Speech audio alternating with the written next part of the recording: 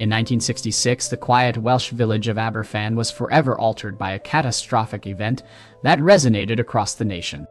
The Aberfan disaster, triggered by the collapse of a colliery spoil tip, claimed the lives of 144 individuals, predominantly innocent children. This tragedy not only highlighted the perilous impacts of coal mining practices, but also demonstrated the indomitable strength and unity of the community.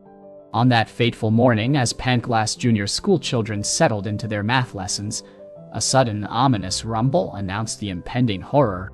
In mere seconds, a massive wave of liquefied coal waste surged down the mountainside, devastating the school and surrounding homes in its path. In the midst of turmoil, 8-year-old Jeff Edwards faced a horrifying reality. Trapped under his desk for nearly 2 hours, he struggled for each breath among the motionless forms of his classmates. Recounting the ordeal, Jeff spoke of the overwhelming fear and desperation that seized him as he fought for his life. It was only when a firefighter noticed a strand of Jeff's blonde hair in the debris that his rescue was initiated. Jeff emerged as the final survivor, the last of 10 children rescued from the catastrophe that claimed 144 lives, predominantly those of children. The Aberfan disaster stands as a grim reminder of the consequences of negligence and natural disaster, a tragedy compounded by human error and preventable missteps, forever etching its painful memory into British history. Coal, historically the lifeblood of industry in South Wales, underpinned entire communities, providing not just employment, but a way of life for those living above the rich seams of high-grade steam coal. One such community was Aberfan, nestled near Merthyr Tydfil, some 20 miles northwest of Cardiff in the historic county of Glamorgan. Founded in 1875, Aberfan's Merthyr Vale Colliery soon became the cornerstone of the South Wales coalfield. Its significance marked not only by its output, but by the vast accumulations of waste it generated. For decades, these spoil tips were piled high on the slopes of Merthyr Mountain, perilously situated over a geology of fragile sandstone, interlaced with hidden springs. Above the village of Aberfan loomed 7 spoil tips, with Tip 7, initiated in 1958, rising ominously to 111 feet. This tip, in a grievous oversight, was established over an area riddled with natural springs, a clear violation of National Coal Board's safety protocols. After enduring 3 weeks of relentless rain, the tip reached a tipping point, sending approximately 140,000 cubic yards of spoil, cascading down the hill into the Pantglas region of Aberfan. This massive slide not only ruptured 2 crucial water mains, but also worsened the disaster by adding more water to the already saturated debris. Witnesses of this devastating avalanche described the chilling sounds as akin to a low-flying jet or thunder, highlighting the terrifying force of the event. In the early hours of a seemingly ordinary day, the community surrounding Pantglas Junior School was shattered by a catastrophic landslide that struck directly at the heart of their future. As the children gathered, buzzing with anticipation for the upcoming half-term holiday, tragedy struck without warning. The landslide demolished significant portions of the school on Moy Road, entombing classrooms under a suffocating layer of mud, sludge, and debris. This calamity robbed the community of 109 young lives, and 5 dedicated educators out of the 240 souls present that day. Nearby, the destruction continued, with the adjacent secondary school also suffering severe damage and 18 homes obliterated. The landslide unleashed a torrent of mud and water, which invaded other residences, forcing many to flee their homes. When the landslide finally ceased, it left behind a hardened wasteland of loss and ruin, marking a day of profound tragedy and heartbreak. In a selfless act of bravery, Nancy Williams, a school meals clerk, made the ultimate sacrifice to protect 5 children. With nothing but courage, she used her own body as a shield against the calamity, ensuring their survival while tragically losing her own life. She was discovered by rescuers, still clutching the lunch money she had been collecting, a poignant reminder of her dedication to the end.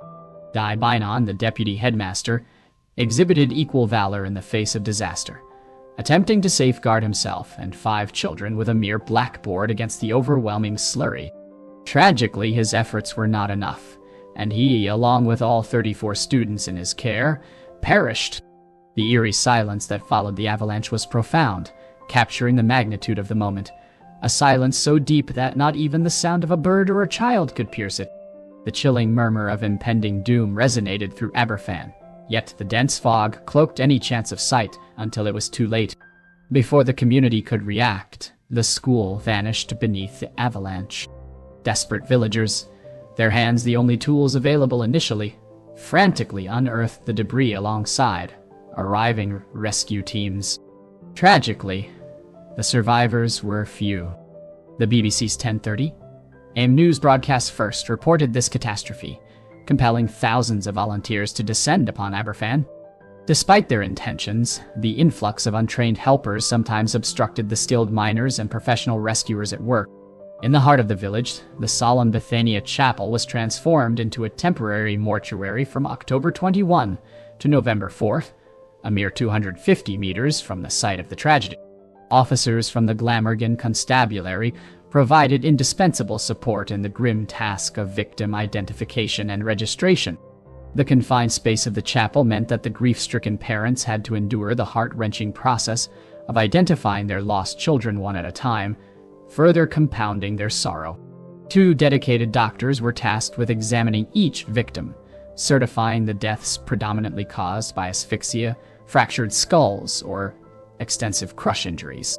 The inquest into the tragedy began on October 24th, revealing the causes of death for the 30 children whose lives were tragically cut short. During the session, the grief was palpable. One bereaved father, having lost his wife and 2 sons, cried out, accusing the National Coal Board of having buried his family alive. A distraught mother vehemently declared that the NCB was responsible for the deaths of the children. The community began to mourn as the first of the funerals were held, the very next day for 5 of the young victims. The scale of the tragedy was further underscored on October 27th, when a mass funeral for 81 children and 1 woman was held at Brintef Cemetery in Aberfan. The victims were laid to rest in 2 extensive trenches, each 80 feet long, as a crowd of 10,000 people gathered to pay their respects, united in their sorrow and their demand for accountability. Due to the overwhelming amount and unyielding nature of the debris, it took a full week to recover all the victims, with the final discovery occurring on October 28. In a solemn gesture of respect and mourning, the Queen and the Duke of Edinburgh made their way to Aberfan on October 29th to honor the memory of those tragically lost. Despite National Coal Board Chairman Lord Robbins claiming the disaster as unpredictable, evidence and frequent safety concerns suggest otherwise. The detailed inquiry by Lord Justice Edmund Davies faulted the NCB directly, highlighting the organization's failure under Robbins' leadership to acknowledge known risks, like the water springs that contributed to the catastrophe. Although the inquiry revealed these oversights surprisingly, there were no legal consequences for the NCB or its staff, nor any financial penalties imposed. Adding to the controversy, the board diverted funds intended for the victims' families from the Public Disaster Fund to cover the costs of clearing other hazardous sites. Amidst public disappointment, Queen Elizabeth II's visit to the site came after a significant delay, for which she has since voiced regret. In the midst of tragedy, the palpable grief of parents and villagers was deepened by the media's intrusive actions. As a rescue worker, overheard a photographer urging a child to cry over her lost friends for a more impactful photograph. The overwhelming public support, evidenced by the flood of donations to the Memorial Fund and over 50,000 condolence letters, played a crucial role in healing the community's wounds. A mother who lost her child in the calamity shared the compassion from people around the globe was incredibly moving. Their letters and donations not only expressed their sympathy, but also contributed to rebuilding a stronger Aberfan. Following the Aberfan disaster, the community faced profound health crises. Survivors frequently suffered from insomnia, heightened anxiety, social isolation, a reluctance to attend school, and enuresis, painting a distressing picture of their mental and emotional turmoil. The profound impact on the community is further underscored by a startling statistic. In the year after the tragedy, The mortality rate among the victim's close relatives surged to 7 times the national average. A local physician, reflecting on the data from patient visits, prescriptions, and mortality rates, concluded unequivocally that Aberfan was grappling with an exceptionally high burden of illness. If you enjoyed this video, please consider giving it a thumbs up and subscribing to our channel for more content. Also, don't forget to share this video with your friends. We appreciate your support. Bye.